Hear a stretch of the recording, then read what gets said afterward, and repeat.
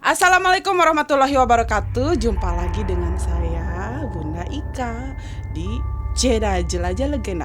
Tapi kali ini guys, Bunda akan menunda dulu cerita tentang legendanya. Nah, kali ini Bunda akan bercerita tentang cerita horor pribadi Bunda.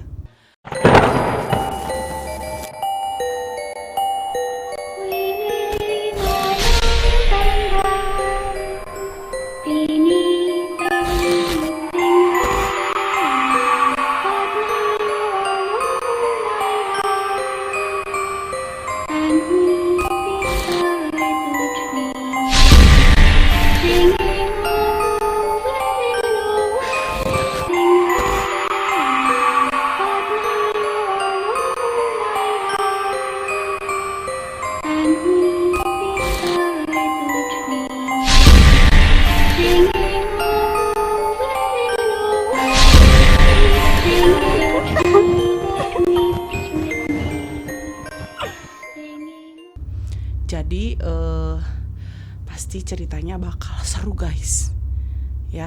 Dan jangan lupa like, komen, dan subscribe-nya guys.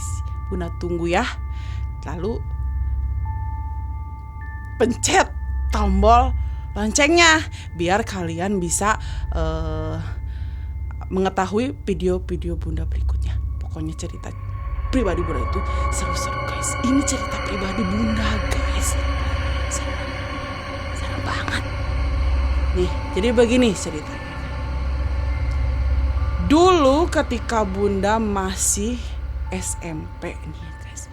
Pada waktu itu Bunda itu aktif sekali mengikuti kegiatan di sekolah. Di antaranya kegiatan Paskibra guys. Nah, jadi pada zaman dahulu itu Paskibra itu kalau mau dilantik itu harus ke kota. Kalau kan Bunda dulu di pedesaan ya, jadi harus ke waktu itu kabupatennya itu di Ciamis. Nah, berangkatlah Bunda dari sini serombongan Paskibra ya. Ada 30 orang kalau nggak salah nih ya. Berangkatlah Bunda ke Ciamis. Nah, di sana ditempatkan di sekolah lama, namanya Semea Lama dulu guys. Sekarang mah udah nggak ada sekolahnya, sudah diganti mungkin sekolahnya dengan sekolah yang baru. Pas kita lagi beres-beres gitu ya, lagi beres-beres karena diasramakan di sebuah kelas, waktu itu kelas kosong, teman Bunda menemukan satu buah CD guys. CD-nya itu udah lapuk sekali, udah jelek sekali, udah seperti warna tanah lah.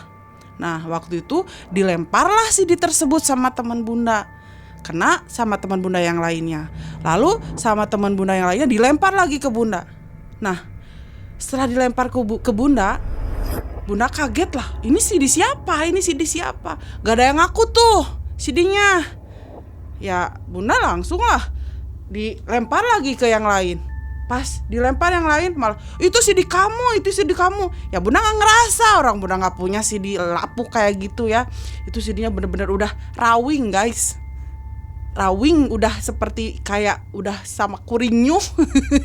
Tahu rinyuh rayap. Nah udah gitu teman Bunda malah nuduh itu CD Bunda kekeh guys. Itu CD Bunda itu CD kamu itu, CD kamu. Nah Bunda marah lah dari situ, sampai kaki Bunda nggak sengaja sih sebenarnya, karena kesel kaki Bunda ya kayak najong gitu. Dulu Bunda terkenalnya galak, memang galak sampai sekarang. Ditajong lah, apa sih bahasa Indonesianya ya lah, tajong pokoknya gitu ya, sampai ngajarang kanang ke belakang gitu. Nah habis itu kesel lah Bunda, ambil lah CD itu, Bunda lempar keluar tuh CD-nya gitu. Nah habis itu sekitar maghrib ya, kita makan bersama, lalu kumpulan, lalu biasalah acara Paskibranya. Nah setelah maghrib itu Bunda masuk, kita siap-siap mau tidur sambil bercanda sama teman-teman. Nah habis itu semuanya tertidur lah lelap. Nah tapi kok terasa di badan kayak yang gak enak gitu, kayak panas banget, kayak panas badan tuh, kayak yang haredang kayak yang hujan gitu, haredang badan itu ya. Nah habis gitu kok aneh badan. Bunda udah nggak tahu lagi, udah nggak tahu apa yang terjadi saat itu, nggak tahu, hilang. Tapi yang kerasa sama Bunda waktu itu, Bunda ada yang bawa 2 orang mau dimasukin ke sumur guys, kayak sumur udah lama banget, terus Bunda mau dimasukin ke dalam sumur. Ya kaget lah Bunda, jeritan Bunda sampai sekuat tenaga, pokoknya jangan sampai saya jatuh ke sumur itu. Yang bawa Bunda itu 2 orang, bajunya kayak yang hitam kusut, rambutnya panjang banget, tapi nggak kelihatan wajahnya. Boro-boro ingin lihat wajahnya. Yang ada Bunda kan langsung kayak yang meronta-ronta jangan sampai masuk ke dalam sumur tersebut. Nah, habis cerita ya, kita ceritakan ke teman Bunda yang menyaksikan, katanya Bunda kesurupan guys. Nah, kata teman Bunda sudah manggil orang pintar waktu itu. Nah, kata orang pintar malah ceritanya berbeda dengan apa yang Bunda alami pada saat kayak mimpi itu, pada saat kesurupan itu. Kalau yang di mimpi Bunda itu serasa aku mau dimasukin ke sumur, tapi lain ceritanya sama yang melihat saya. Pada waktu itu katanya saya meronta-ronta, saya minta makanan gitu, minta makanan ke yang mau nyembuhin sama teman-teman Bunda. Minta apa coba guys? Tebak mintanya apa? Katanya Bunda minta segelas kopi hitam sama udut bangjo. Pada saat itu udut bangjo, rokok bangjo kalau sekarang udah nggak ada. Bangjonya bangjo putih besar kayak gitulah pokoknya. Sampai teman Bunda carilah keluar ya. Pada saat itu juga ada kakak-kakak tingkatnya sih pada waktu itu. Cari sampai didapatlah kopi sama bangjo tersebut. Nah, terus dikasihlah kopi ke saya. Ya. Saya minum, katanya nih ya, kata yang melihat. Nah, pas saya minum katanya nggak mau, dilemparlah kopi itu, nggak mau karena airnya dingin. Jadi airnya itu pengen yang panas, pengen yang langsung dari kompor. Jadi ngegolak, memudal gitu ya. Nah, kasihlah yang mudal. Saya minum katanya habis itu sama bangjo sama rokoknya diisap sama ditempel gitu, bekasnya kuntungnya itu ditempel ke sini. Gitu. Tapi berlainan dengan mimpi, berlainan dengan apa yang saya alami gitu kan. Kalau yang diceritakan teman saya gitu, tapi saya kenyataannya di sananya saya seperti itu. Nah, gitu. Sampai pada saat itu katanya bangun dengan sendirinya sampai terkaget ketika bangun gitu. Sampai teman-teman yang di pinggir saya pada takut semua ngelihat saya gitu. Nah, kalau disambungkan dengan cerita saya buang CD keluar, memang gak nyambung sih guys.